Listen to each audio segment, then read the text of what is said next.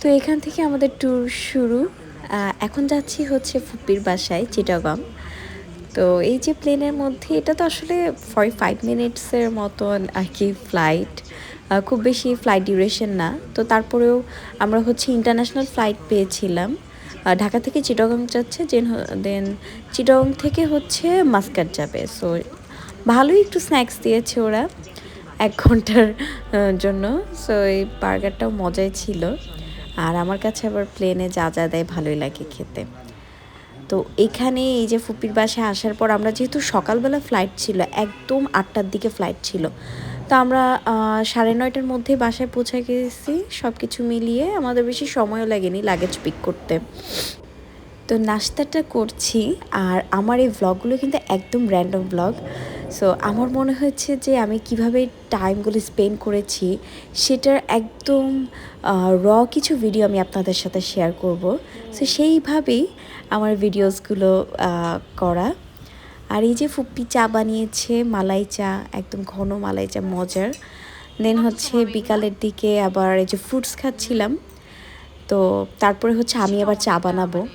আমাদের মোটামুটি এবার এত বেশি চা খাওয়া হয়েছে, আলহামদুলিল্লাহ। মানে চা খেয়ে রিল্যাক্স, মানে সবারই খুবই চা পছন্দ করি, তো সেই ক্ষেত্রে ওভাবেই চা বানানো হয়েছে অনেক। তো আমি এখন চায়ের সাথে তো একটু ভাজা পোড়া না খেলে ভালো লাগে না। তো আবার আমরা পিৎজা অর্ডার করেছিলাম, যেহেতু আমাদের কালকে হচ্ছে ইনশাল্লাহ কক্সবাজার যাব। সো রাতের বেলা অনেক হেভিও খেতে চাচ্ছিলাম না, যাতে করে আবার খারাপ না লাগে। তো আমার মনে হলো পিৎজাটা খাওয়া যায়। আর এই পিৎজা দেন হচ্ছে ড্রামস্টিক নিয়েছিলাম, পিৎজার সাথে কম্বো অফারে ছিল। আর এই যে এখন আমি চা বানিয়ে নিচ্ছি, এটা হচ্ছে আদা মশলা চা, খুবই মজা লাগে আমাদের খেতে এটা। চাটা কেমন হয়েছে? তো এই যে চা খাওয়ার টাইমে গল্প করছিলাম।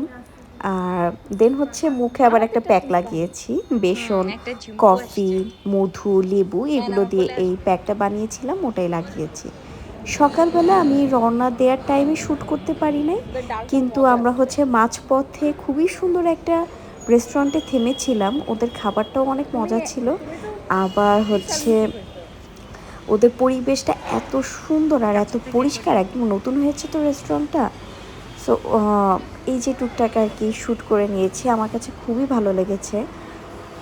ওদের খাবারগুলো যেরকম ফ্রেশ, তার উপর দিয়ে একটা জায়গায় গেলে যে ওয়াশরুমের যে ব্যাপারটা, ওয়াশরুম ক্লিন না হলে কিন্তু ভালো লাগে না। আমি ওয়াশরুম এখানেটা দেখে এত ভালো লেগেছে, মাশাআল্লাহ। ওদের ওয়াশরুমে লিটারেলি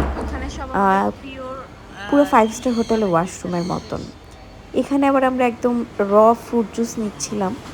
ব্রেকফাস্টের পর চা কফি খাইনি, ফ্রুট জুসটা নিয়েছি। একদম সুন্দর করে আমাদের চোখের সামনে ওরা বানিয়ে দিল।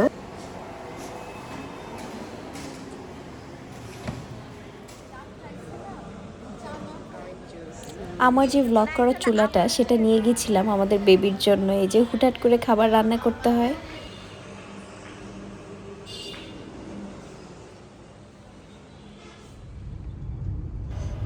এই রাস্তাগুলো দেখলেই বোঝা যায় যে কক্সবাজার আর বেশি দূরে নেই, আমরা কিন্তু চলে এসেছি। এখনই সমুদ্র দেখা যাবে। তো অনেক বছর পর আসা হলো, তো সমুদ্র দেখে এত বেশি আইসুদিং লাগছিল, মানে এটার আসলে শান্তিই অন্যরকম। আজকে ইনানি বিচ যাচ্ছি।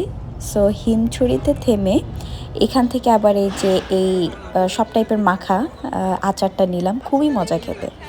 আর হোটেলে এসে না আমি এই যে ওদের যে শপটা আছে সেখানে একটু কেনাকাটা করতে নেমেছি। এর নেক্সট ব্লগে আমি আপনাদের সাথে সব কিছু শেয়ার করব। Till then, by.